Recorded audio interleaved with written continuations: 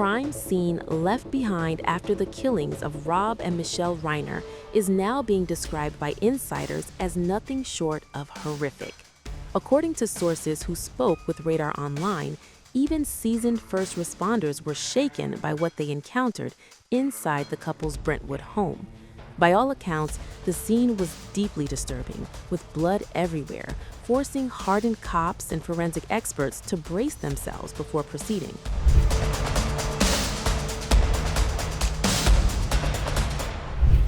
The iconic actor-director, 78-year-old Rob Reiner, and his wife, 70-year-old photographer Michele Reiner, were found stabbed to death on December 14.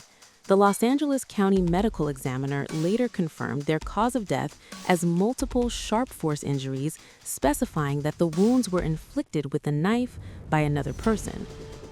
Multiple injuries, a knife, and a crime scene that investigators say spoke volumes before anyone said a word.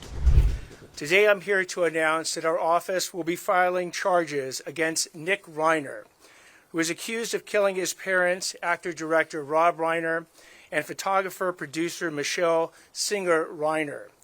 These charges will be 2 counts of first-degree murder with the special circumstance of multiple murders. He also faces a special allegation that he personally used a dangerous and deadly weapon, that being a knife.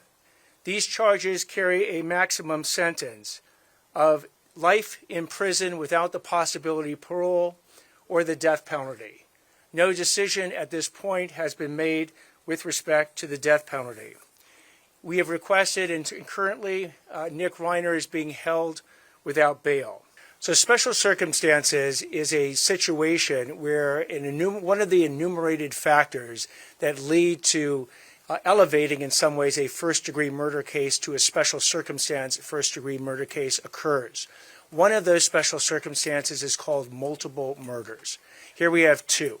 And it qualifies under the definition of multiple murders to allege the special circumstance in this particular case. Authorities have since arrested the couple's 32-year-old son, Nick, charging him with 2 counts of first-degree murder. Nick is currently being held without bail, with his arraignment scheduled for January 2026.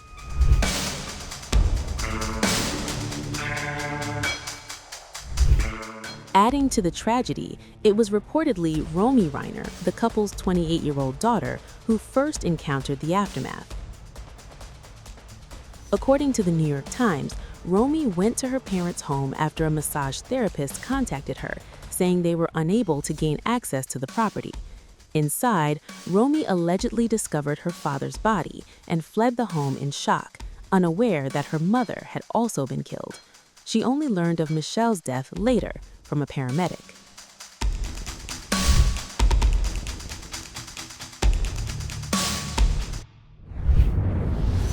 Nick Reiner made his first appearance in court on December 17.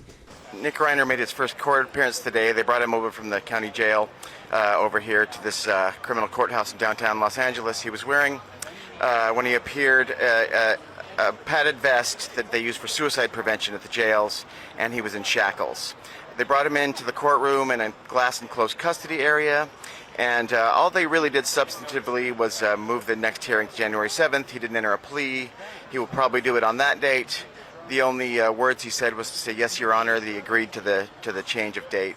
And then he was taken away and is being taken back to the jail now. So it was a really a brief hearing, but significant in that it was the first time that he had appeared at all since he was arrested. I just have a couple of quick words. First of all, and most importantly, this is a devastating tragedy that has befallen the Reiner family. We all recognize that. Our hearts go out to the entire Reiner family. There are very, very complex and serious issues that are associated with this case. Those need to be thoroughly but very carefully dealt with and examined and looked at and analyzed. We ask that during this process you allow the system to move forward in the way that it was designed to move forward, not with a rush to judgment, not with jumping to conclusions, but with restraint and with dignity and with the respect that this system and this process deserves and that the family deserves.